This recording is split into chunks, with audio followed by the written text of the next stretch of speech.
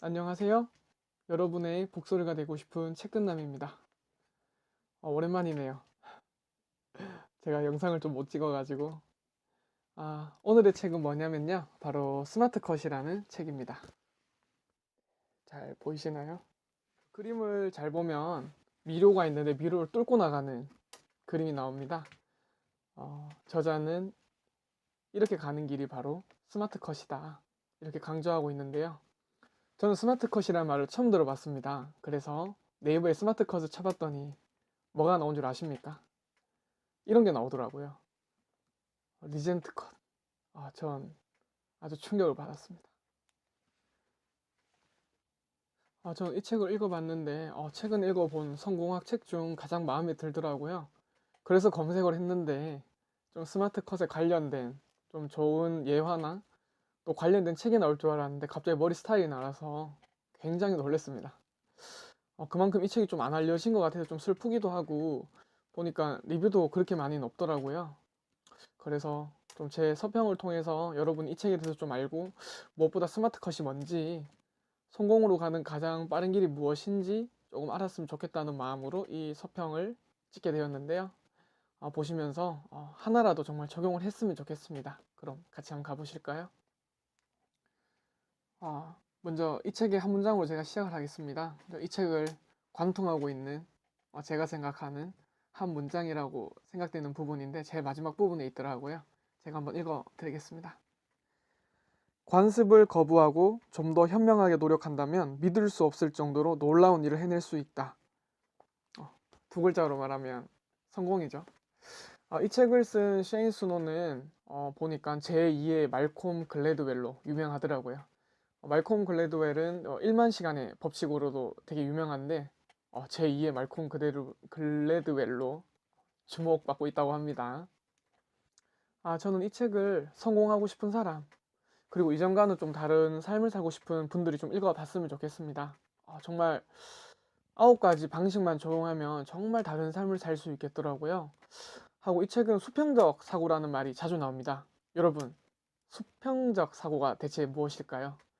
이거 예전에 삼성 면접 시험에서 나왔다고 제가 한 5년 전, 4년 전에 들었던 것 같은데 이 책에 나와서 제가 깜짝 놀랐습니다.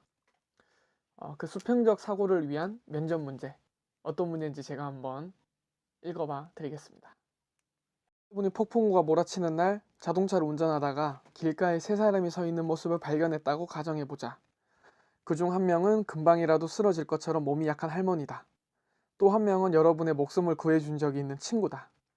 나머지 한 명은 여러분이 꿈꾸던 이성으로 이것이 바로 일생에 딱 한 번 이상형을 만날 수 있는 기회다. 하지만 여러분의 차에는 좌석이 하나뿐이다. 자, 누구를 왜 태울 것인가? 이것이 문제였다고 합니다. 정답은 아니지만 가장 좀 놀랐던 답. 그 면접에서 합격했던 한 사람의 답을 제가 영상에 말미에 알려드리겠습니다. 이 책은 마리오 브라더스라는 게임으로 시작을 합니다. 거기서 30 몇 분이 최고 기록이었는데 친구가 그걸 6분 만에 깨는 모습을 보여줍니다. 마리오 게임을 하신 분은 알겠지만 파이프를 타고 가면 알 수 없는 공간으로 가죠. 그걸 이용해서 순식간에 세계 기록을 깨고 그 당시 기록이지만 여튼 엄청 놀라운 기록을 깼는데 바로 스마트 컷이 바로 그런 역할을 한다고 셰인 스노는 말하고 있습니다. 책의 표지에 이런 말이 있거든요. 이거 보시면 아마 들어보시면 더 이해가 될 것 같아요. 록펠러는 재계 정상에 오르기까지 무려 46년, 그리고 마이크 대리 억만장자가 되기까지 14년, 빌 게이츠는 12년, 야후의 제리 양과 데이비드 필러네요. 4년 만에 각각 10억 달러를 벌었다. 2000년대 이베이의 창업자 피에르 오미다이어는 딱 3년이 걸렸다. 시간이 점점 빨라지고 있죠. 이 사람들이 바로 스마트컷을 이용했다고 합니다. 스마트컷 점점 궁금해지시죠? 저는 책을 읽을 때 독서 노트를 일일이 작성하거든요. 포스트잇에 적을 때도 있고. 이 책은 정말 친절한 책입니다. 목차, 심지어 표지에 답을 다 적어놨습니다. 한번 뒷표지를 같이 한번 보실까요? 보시면은 잘 보시나 모르겠어요. 다 나와 있어요. 제가 열심히 필기했는데 조금 허무했습니다. 이 책에는 명언이 몇 가지가 나와요. 수수 박사라는 분이 말씀하셨는데 3개가 다 좋아요. 근데 그 중에 하나를 제가 또 하나 읽어드리겠습니다. 머릿속에는 생각하는 두뇌가 있다. 발에는 신발을 신고 있다. 이제 여러분이 선택한 방향이라면 어디든 갈 수 있다. 정말 간단한 말인데 진리 아닙니까? 어디든 갈 수 있다고 합니다. 저는 20살 때부터 책을 좀 쓰고 싶었습니다. 그래서 이것도 알아보고 저것도 알아봤는데 멘토가 없으니까 주위에 글 쓴 사람이 없으니까 어떻게 해야 될지 모르겠더라고요. 그런데 제가 최근에 작년 한 8월쯤이었죠. 글쓰기 멘토를 만나가지고 3개월 만에 초고를 마치고 탈고까지 마치고 지금 출판사 리스트 조사하면서 이제 투고를 앞두고 있습니다. 10년 넘게 못하던 일을 지금 3개월 만에 해치웠죠. 스마트컷이죠. 스마트컷의 두 번째 원칙이 멘토를 만나는 거거든요. 멘토와 긴밀한 관계를 가져라. 여러분도 그런 경험 있지 않습니까? 정말 어려운 문제였는데 어떤 사람이 그거 쉽게 몇 분 만에 몇 시간 만에 딱 풀어버렸을 때, 그런데 여러분도 그런 능력이 있습니다. 다른 사람이 해보지 못한 경험을 했을 수가 있기 때문에 정말 그 경험을 나누고 그것으로 부를 좀 이루는 게 바로 백만장자 메신저의 메시지였죠. 책의 프롤로그에는 에디 워즈라는 한 소년이 나옵니다.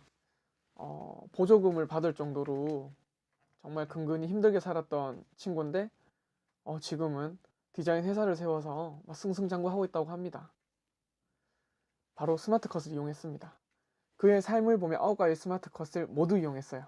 중간에 보면 이제 유명한 마이클 조던의 신발을 디자인하기도 하고 자신도 디자인으로 그 꿈을 이뤘기 때문에 디자인 회사를 세워서 디자인 학교를 세워서 그 영향력을 펼치고 있다고 합니다.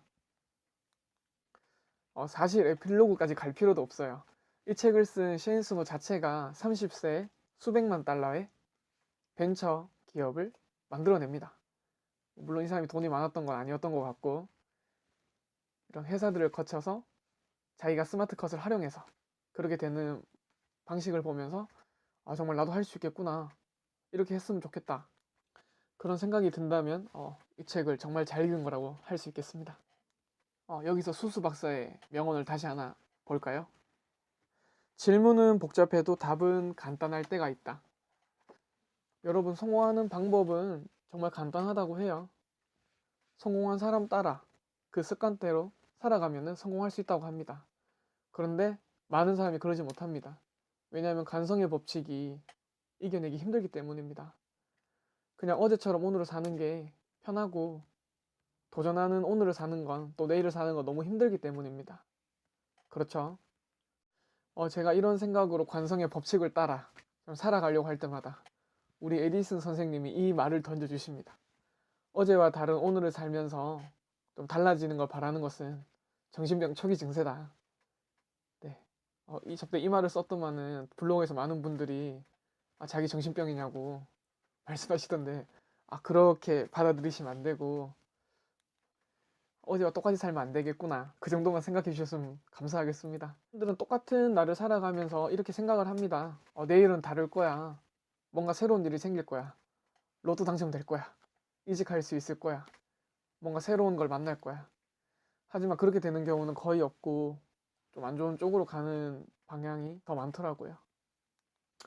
여러분이 생각하는 성공은 무엇인가요? 어떤 사람은 돈일 수도 있고 어떤 사람은 명예일 수도 있겠죠. 저는 좀 거창하지만은 이 세상이 조금 더 나은 세상이 되는 거가 제 성공이거든요. 그래서 저는 주위 사람이 행복했으면 좋겠고, 이렇게 서평을 나누면서, 이렇게 좋은 책을 나누면서 한 사람이라도 성공에 대해 생각하고 책에 대해서 좀 알게 되는 게 저한테는 성공입니다. 그래서 지금 이렇게 하고 있죠. 여러분이 성공을 생각하는 방식이 어떠하든 이 책은 정말 꼭 필요한 것 같아요. 돈이든 명예든 창업이든 아니면 혹시 회사에서 임원을 바라든 이 책을 꼭 읽어봤으면 좋겠습니다. 스마트컷 정말 추천하고요. 여러분이 성공하시는 성공 2019년에 꼭 이루어졌으면 좋겠습니다. 보세요. 여러분의 북소리가 되고 싶은 책듣남이었습니다. 답을 말씀 안 드렸네요. 답을 알려드리겠습니다. 사실 정답이 정해진 문제는 아니었는데 이렇게 답한 면접자는 제가 바로 취업됐다고 들었던 것 같아요. 자, 누구를 선택해야 될까? 당연히 할머니다. 그 다음에 자동차 열쇠를 친구에게 주고 본인은 뒤에 남아서 이성과 함께 버스를 기다리자. 이러한 딜레마 문제는 수평적 사고를 하기 위한 연습이다. 많은 사람들이 한 가지를 선택해요. 할머니, 혹은 친구, 혹은 이성. 그런데 세 명을 다 만족시킬 답이 있는 거죠. 이런 사고를 바로 수평적 사고라고 하는 것 같아요. 저도 여러분도 살아가면서 수평적 사고를 할 수 있기를 바랄게요.